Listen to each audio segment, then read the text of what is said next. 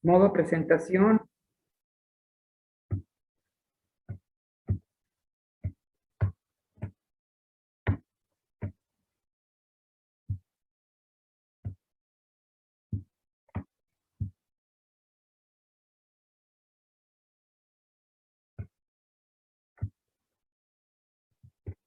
¿Qué tal, queridos hermanos? Nos encontramos ahora en el primer tema de nuestro curso Juan, Formación de Discípulos. Vamos a ver de qué se trata este plan de Dios y estrategia de Jesús. La primera pregunta que yo les quiero hacer es: ¿quién es la persona que más confianza te ha tenido? Piénsenlo. Claro que no podemos responder ni Dios ni Jesús. Piensa humanamente, ¿quién es la persona que más confianza te ha tenido? ¿Tu papá, tu mamá, algún hermano, algún amigo, algún profesor, algún compañero, compañera? ¿Ya lo pensaste? Pues vamos ahora a contemplar este plan de Dios y esta estrategia de Jesús. Vamos a ver cómo Dios diseñó un maravilloso plan de felicidad para toda la humanidad, sintetizado en el paraíso. En el principio Dios creó un reino asombroso, donde todo estaba muy bien. Nos dice el Génesis en el capítulo 1, verso 31a. ¿Qué es eso de todo estaba muy bien? Y el sinónimo de paraíso es que todo estaba en orden, en amistad, en felicidad, en armonía, en integración, en respeto, en generosidad. El hombre consigo mismo, su relación con Dios, su relación con el otro, con los demás y con toda la creación. Eso es sinónimo de paraíso.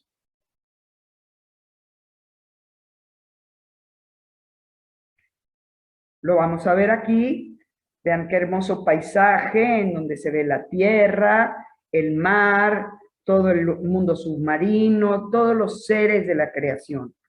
¿Y cómo está ese paraíso?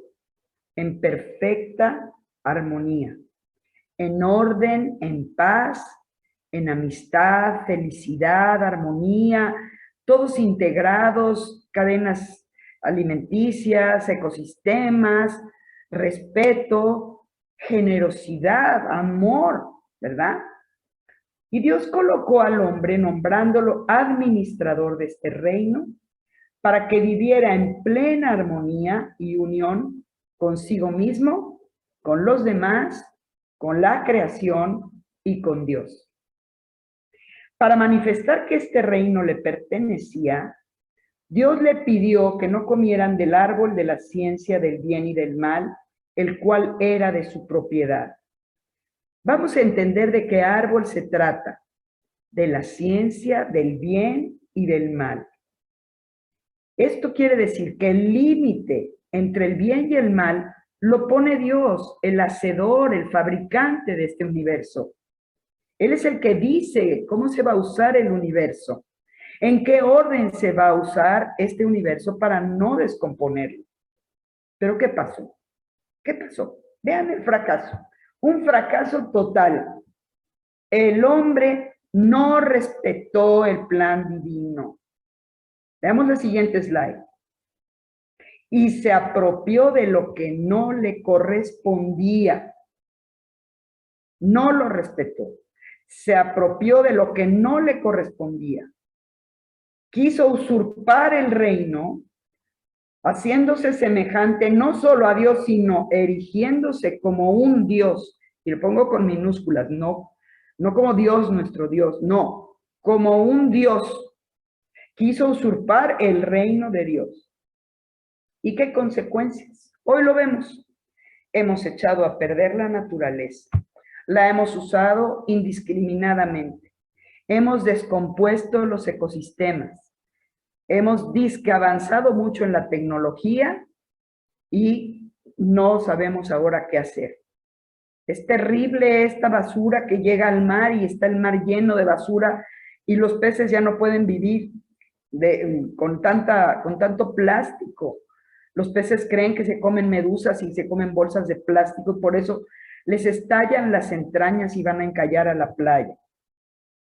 ¿Qué consecuencias tenemos? En lugar de lograr autoridad, el hombre, erigiéndose como un Dios, perdió, junto con la felicidad que tenía, toda la armonía con la naturaleza. ¿Y qué pasó? Primero entró el miedo en su corazón. Lo pueden leer en el Génesis, ¿verdad? Se fue a esconder, tuvo miedo.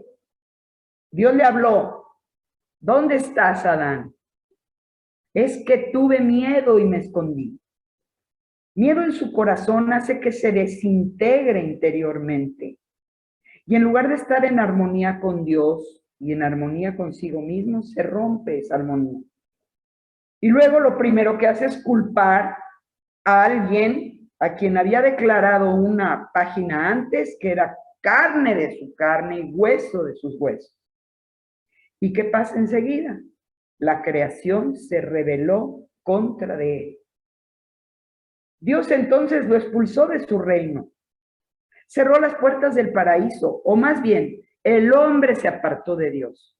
Se sale del paraíso, se sale de la armonía con Dios y entonces no tiene remedio. Vemos en la siguiente slide.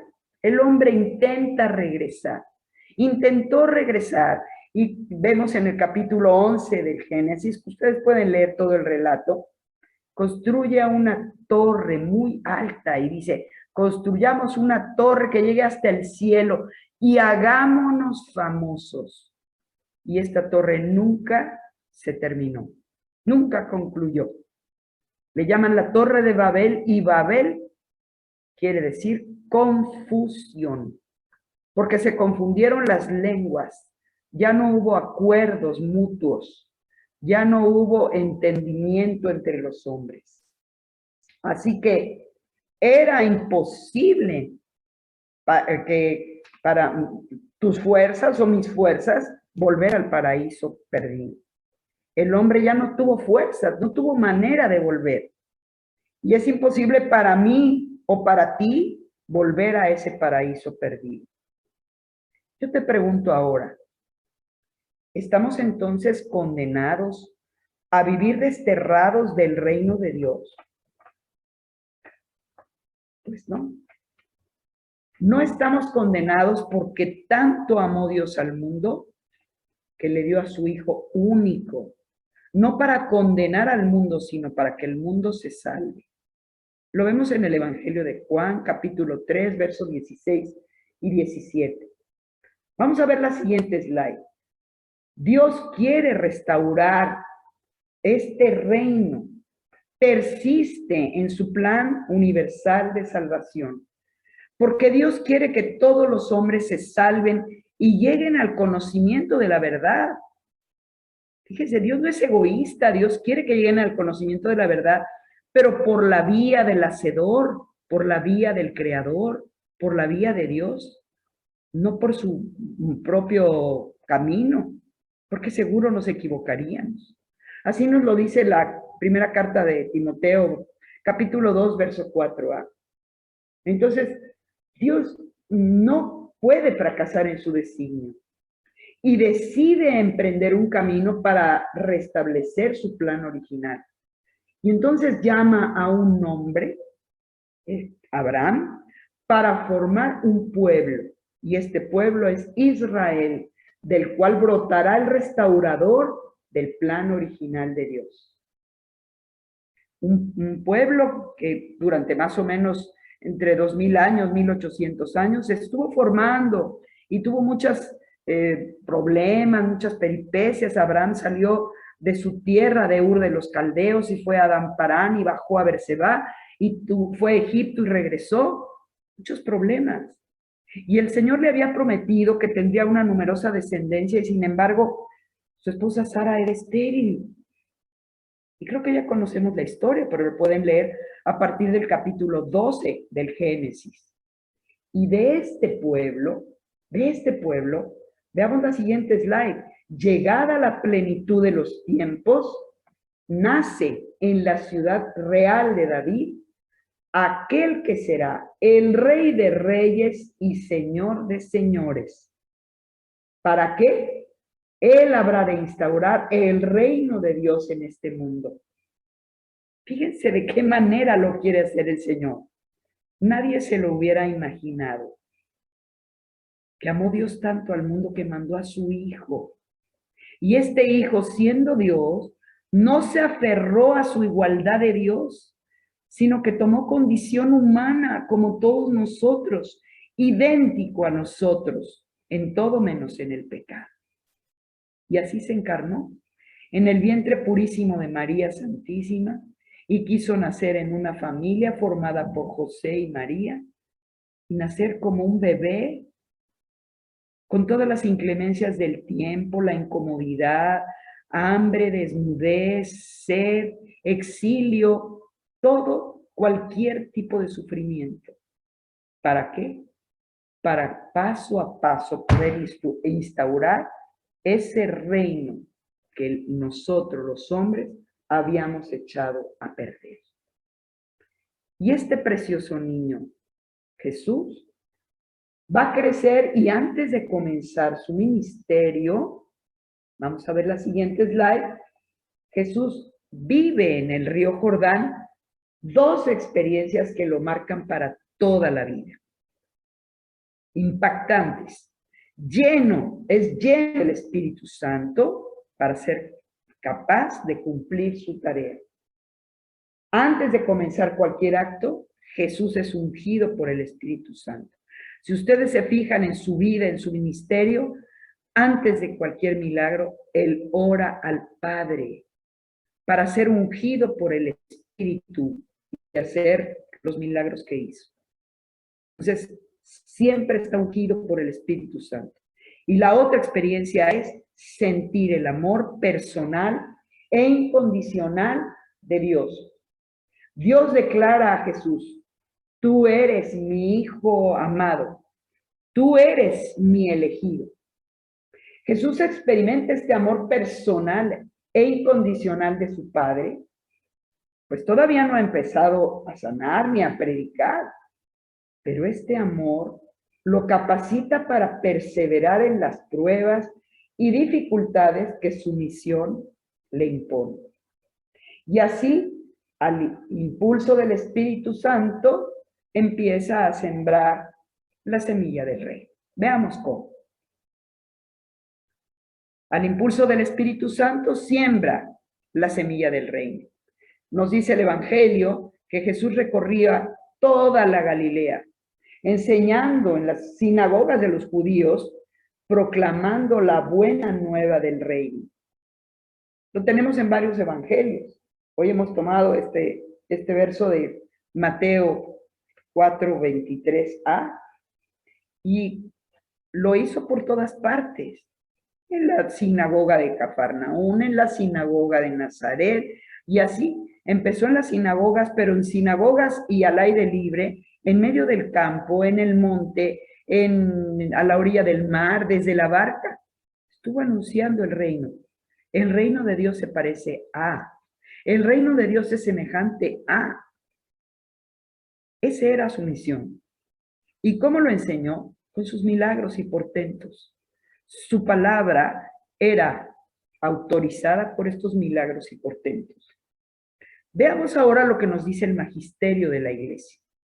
Siempre que pongamos este logotipo del báculo, quiere decir que es de un documento de la iglesia. Dice así: el reino de Dios no es un concepto, una doctrina o un programa sujeto a libre elaboración, sino que es ante todo una persona que tiene el rostro y el nombre. ¿Qué persona? Jesús de Nazaret. Y esto nos dice la encíclica Redemptoris Missio en el número 18, proclamada por San Juan Pablo II el 7 de diciembre de 1990. Sabiendo Jesús que su misión debería de alcanzar todos los tiempos, va a establecer una estrategia. Veamos cuál es esta estrategia.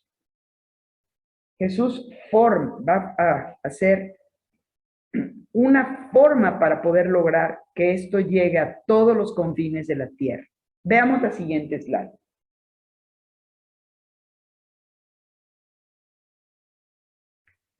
Fíjense, por ejemplo, nos encontramos como Miguel Ángel para crear, por ejemplo, la cúpula de San Pedro. No la creó así nomás. Imagínense cuántos planos pudo haber hecho. Y no tenía computadora. A puro lápiz la tuvo que hacer, calcular, ver cómo lo iba a lograr. Y esa cúpula que está, en la que puedes caminar por dentro y por fuera. O también podemos ver el gran estratega de la guerra, Napoleón Bonaparte. No ganaba las batallas así nada más porque sí. Era un gran estratega y hacía una estrategia especial para poder lograr vencer al enemigo. Bueno, pues si hasta lo vemos nosotros, por ejemplo, en un partido de fútbol, cualquier partido de voleibol o de lo que sea, pero yo he visto cómo lo hacen en el partido de fútbol de los niños. Les toman video, luego lo sientan en una sala y les dicen, mira, esto estuvo bien, esto estuvo mal, para la otra le haces así, y se dicen claves y se dicen nombres de las jugadas que van a hacer o cómo se van a mover o para dónde van a engañar el enemigo. Cuando nosotros queremos lograr algo, hacemos una estrategia. ¿Cuánto más nuestro Señor Jesucristo hizo una estrategia para lograr un objetivo que parecía inalcanzable? Imagínense, instaurar el reino de Dios en el mundo. Por eso, por lo tanto, necesitaba una táctica para lograr. Jesús debe lograr esta estrategia, que es formar a sus sucesores para que instauren el reino en este mundo. La estrategia de Jesús tiene 3 pasos sucesivos. Número 1, escoge a sus colaboradores. Número 2, forma a sus colaboradores. Número 3, capacita a sus colaboradores. ¿Saben por qué? Porque los colaboradores no se dan por generación espontánea. Una vez conocí a un padre que llegó a una parroquia y dijo, no, ya todos los que están en este consejo están muy viejos, que se vayan todos, que vengan jóvenes. Yo dije, ay tú, ¿de cuándo acá el padre va a conseguir a personas que lleven años de experiencia de estar haciendo un trabajo? Que tengan ciertas prácticas, que tengan conocimientos, que ya hayan andado el camino. Entonces, fíjense, por ejemplo, el padre Emiliano Tardif, sacerdote canadiense que llevó la buena nueva del amor y del perdón de Dios a más de 100 países. Cuando murió el padre Emiliano, pusieron sobre su féretro un letrero gigantesco que decía, murió el misionero, pero la misión continúa. ¿Y cómo le hizo para que la misión continuara? Formando, escogiendo, formando y capacitando. Eso fue lo que hizo Jesús. Vamos a ver. Jesús escoge a sus colaboradores y los llama discípulos. Escogió de todo, de todo un poco.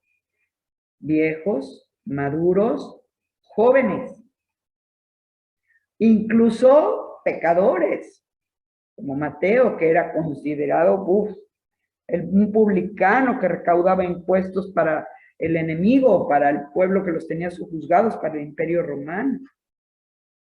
Escogió a los jovencitos, Andrés y Juan. ¿Qué experiencia podían tener? Si ellos eran ahora sí que los ayudantes de sus hermanos en la labor de la pesca, los tenían que obedecer, sube la vela, baja la vela, echa la ancla, manda la red al agua. Eran jovencitos, inexpertos. Pero llama a sus discípulos, ¿para qué? Para que estén con él. Para que estén con él. Nos dice San Marcos, capítulo 3, versos 13 al 14. Convoca a los que quiere para que estén con él. No trabaja solo con un grupo de personas que van con él a todas partes para aprender a hacer las cosas como él las hace. A los miembros de este grupo selecto les llama discípulos. Y si buscan en el diccionario, discípulo es la persona que se disciplina, que obedece a lo que el maestro dice. Ellos a su vez le llaman maestro. En el idioma de Jesús, en el arameo, Rabuni le decían. Al maestro con cariño. Normalmente le decían rabí o rabino. Ellos le decían Rabuni con cariño. Porque les iba enseñando paso a paso. ¿Cómo les enseñaba? Vamos a ver cómo los forma. En la siguiente slide nos vamos a dar cuenta. Sus palabras y su propio estilo de vida. Una vez no lo recibieron en un pueblo, en el pueblo de Samaria. Y luego los hermanos hijos de Zebedeo se enojaron. Los Boanerges se enojaron. ¡Haz caer fuego del cielo, Señor! Así no. Así no. Con su palabra y con su estilo de vida. O en el pueblo judío los niños eran rechazados, con las mujeres no podían ni hablar. ¿Y él qué hace? Va buscando a los niños, a las mujeres, a todos. No podían tocar a los enfermos, menos a los leprosos. ¡Qué barbaridad! Y él con todos tiene que ver, con todos habla, a todos les pregunta. Eso sí, primero los instruye con su palabra, y su palabra es viva y eficaz, porque penetra hasta las junturas del corazón, del alma. Es la palabra eterna del Padre. y vive con ellos para enseñarles a vivir una vida nueva. ¿Mm? Ora por ellos y ora con ellos y se consagra preferentemente a ellos. Y lo podemos ver en la hermosísima oración que después la analizaremos en el capítulo 17 de San Juan. No te pido, Padre, que los saques del mundo, sino que los preserves del malo. Así oraba por ellos. Es decir, los va formando paso a paso. Qué decir, cómo tratar a los demás, etcétera. Este maestro es exclusivo y excluyente. Único maestro. No puede haber dos. Eso sí, es celoso. Y tiene que ser el único, porque las cosas estaban muy torcidas. ¿Mm? Así que él tiene que empezar de cero. Observen algo, ¿eh? No escogió a los letrados de la ley, no escogió a los escribas o a los fariseos que eran expertos en la palabra. Prefirió empezar de cero, con hombres sencillos, sí creyentes, sí de fe, pero que no eran letrados. ¿Por qué? Porque Jesús es el único maestro, exclusivo y excluyente, o sea, no acepta otro. ¿Por qué? Porque les va a decir, aprendan de mí, aprendan de mí. Va a ir delante de ellos para que aprendan de mí. En Mateo 11, 29b lo vemos muy claro. Ahora vamos a ver cómo los capacita. ¿Cómo los capacita? Pues para cumplir esta misión enorme que el Padre le había encomendado a él, les tiene que dar poder. Miren este icono. Los iconos tienen siempre mucha simbología. Está Jesús subido en un pedestal, en un pollito, en un escalón. Quiere decir que tiene la autoridad. Por eso dice en estas palabras del Evangelio de San Mateo, el final de Mateo, me ha sido dado todo poder en el cielo y en la tierra. Vayan pues y hagan que todos sean mis discípulos. Bautícenlos en el nombre del Padre y del Hijo y del Espíritu Santo y enséñenles a cumplir todo lo que yo les he enseñado a ustedes. Yo estoy con ustedes todos los días hasta el fin de la historia. Esa es la palabra. Esa es la manera como Él los capacita para cumplir, dándoles autoridad. Y en el Evangelio de San Marcos, vean el final, les va a dar poder sobre los demonios, les va a dar poder para sanar, les va a dar poder para hacer milagros. Dios los provee de Espíritu Santo. Veamos en otra de las palabras cómo ellos son llenos del Espíritu Santo. Vemos la siguiente slide. Vean cómo los capacita, los sigue capacitando. Jesús resucitado aparece en medio de ellos y sopla sobre ellos. Vean este icono. Soplando. Quiere decir, les daba el soplo divino, su aliento divino, el Espíritu Santo. Y les dice, como el Padre me envió a mí, así los envío yo también. Reciban el Espíritu Santo. Y les va a dar la capacidad de perdonar los pecados. Sigan viendo esa cita. Yo nada más me detengo aquí en el verso 21b y 22b. Pero veanla completa. Les va a dar la capacidad de perdonar los pecados. ¡Qué maravilla!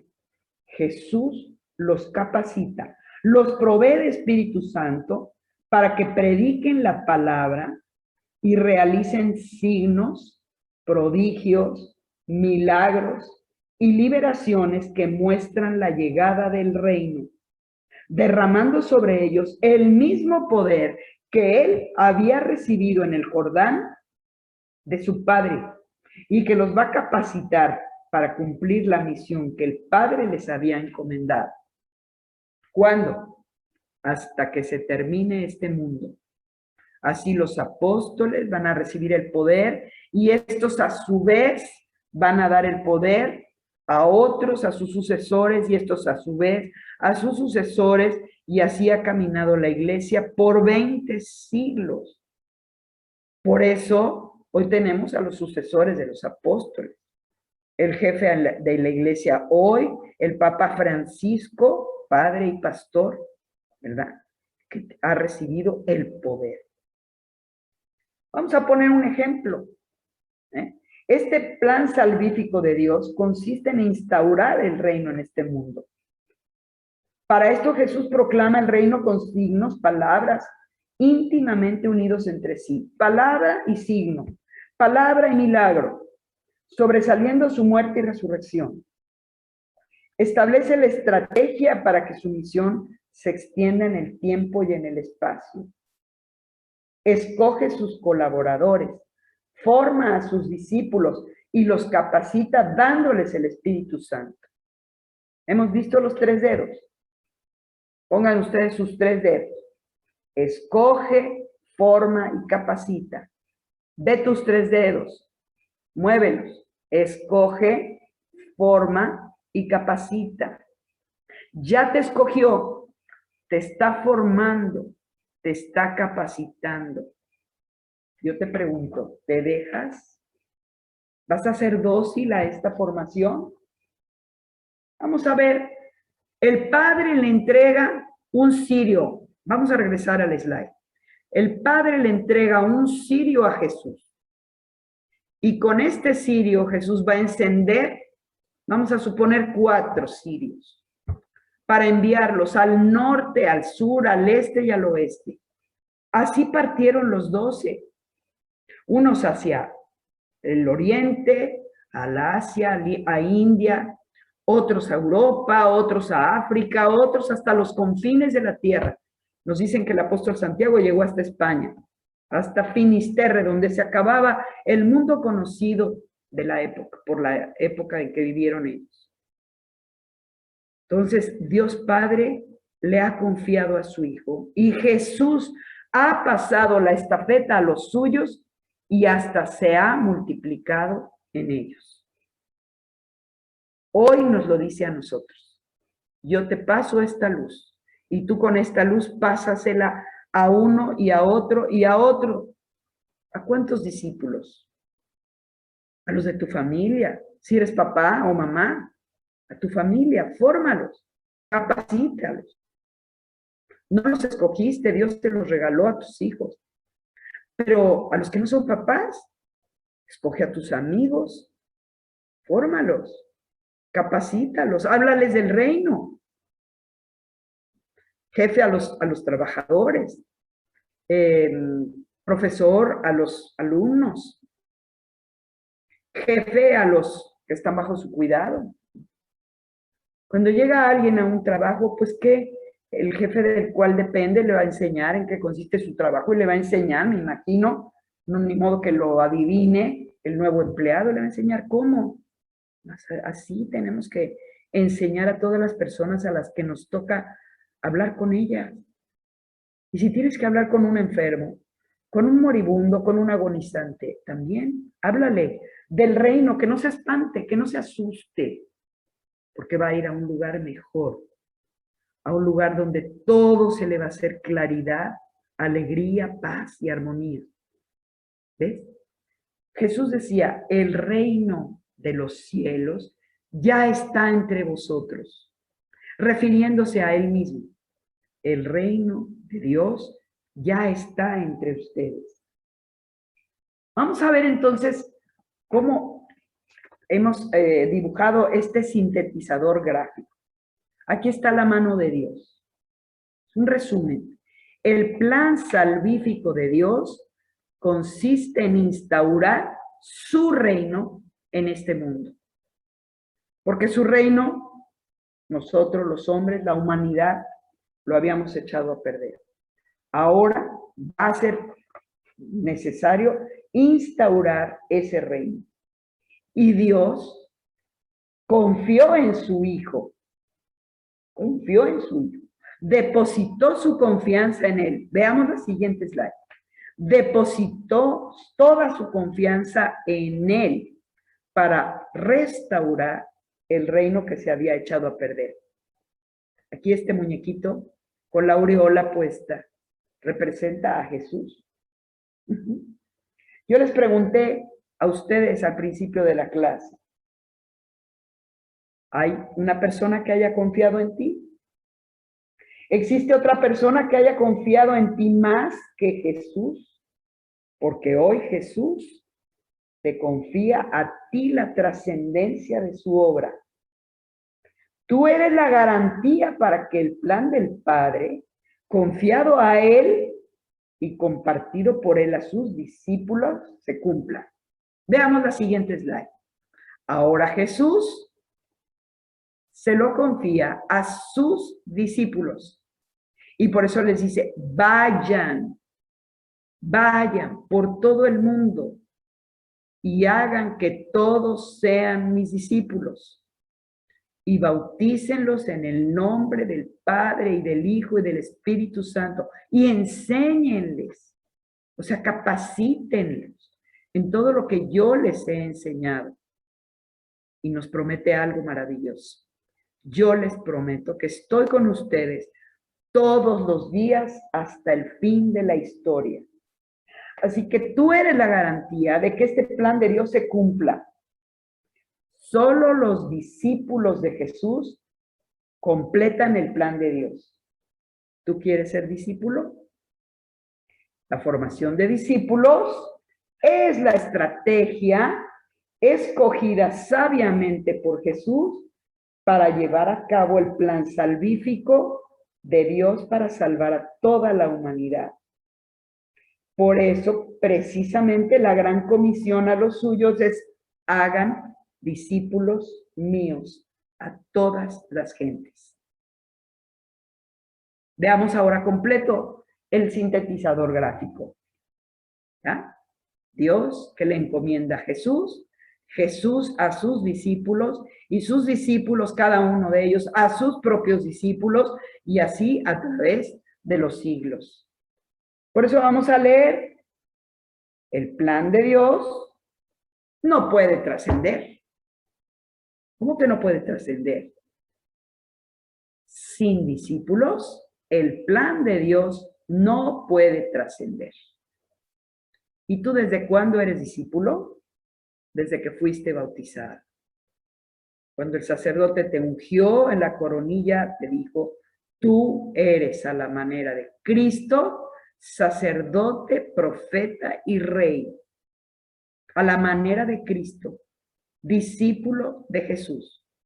Así que la tarea no es nada más de los catequistas y evangelizadores, es de todos los bautizados.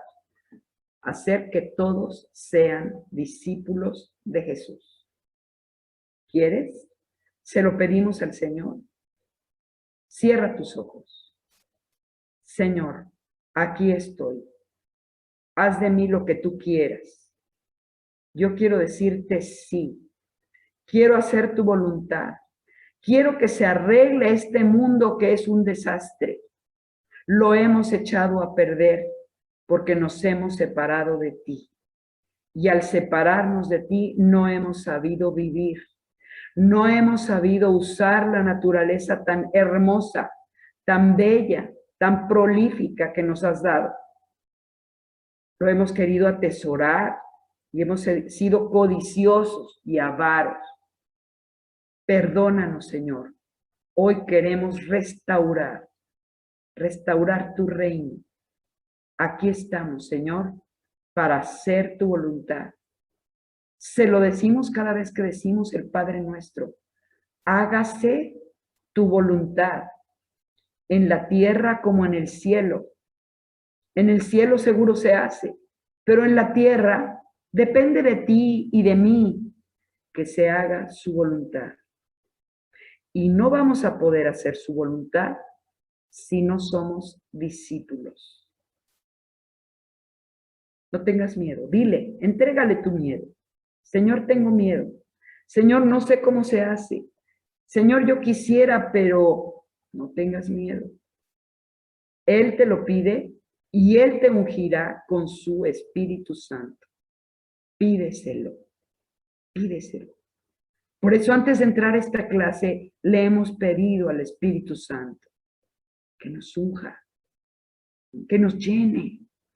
Déjate llenar por ese Espíritu de Dios. Abre las puertas de tu corazón para que Él entre y te unja como ungió a Jesús. ¿Quieres? Bueno, hermanos, pues también podemos seguir orando con el canto que he escogido para ustedes para esta vez, ¿verdad? Y vamos a ver nuestra reflexión. La reflexión de grupo: ¿estamos condenados a vivir desterrados del reino de Dios? Nos dicen los científicos que el mundo no va a durar más de 30 años si seguimos usando mal. ¿Estamos desterrados? Lean ustedes la palabra en Mateo 11, 29, 20. ¿Qué hubiera sucedido si Jesús no hubiera formado discípulos? Y leamos estas palabras. Mateo 28, 18 al 20, que ya nos debemos de saber de memoria. Es la gran comisión. Y leamos Juan 20, 21, 22, para que tengan la certeza de que recibimos el Espíritu Santo. Jesús no nos deja solos. De tarea, sean curiosos y vayamos a los 4 evangelios. Aquí está la lista. Y hagamos una lista de los 12 apóstoles de Jesús, complementando las citas. Hay varias parejas de hermanos, hay un padre y un hijo, hay 2 Simones, hay 2 Judas, hay 2 Santiagos. Ustedes háganse una lista como quieran para que los memoricen y sepan de dónde sacarlos. Y memorizamos esta preciosa palabra de la primera carta de Timoteo 2, verso 4. Dios quiere que todos los hombres se salven. Repíteselo a tu compañero de al lado, a tu esposo, a tu esposa, a tu hijo que está al lado. Dios quiere que todos los hombres se salven, y si ves más adelante, y lleguen al conocimiento de la verdad. Hermanos, Dios los bendiga y no se les olvide escuchar el canto que hemos escogido para esta oración.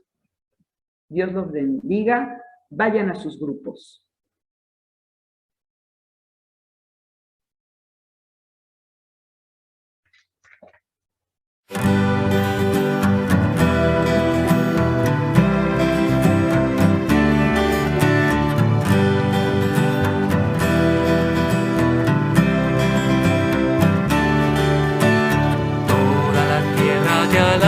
Señor, te alabe la luna y el sol. Toda la tierra te alabe, Señor, las estrellas te rindan loor. Todos los reyes del mundo, Señor, se postren ante tu esplendor. Exulten el cielo, la tierra y el mar, y estallen en una canción.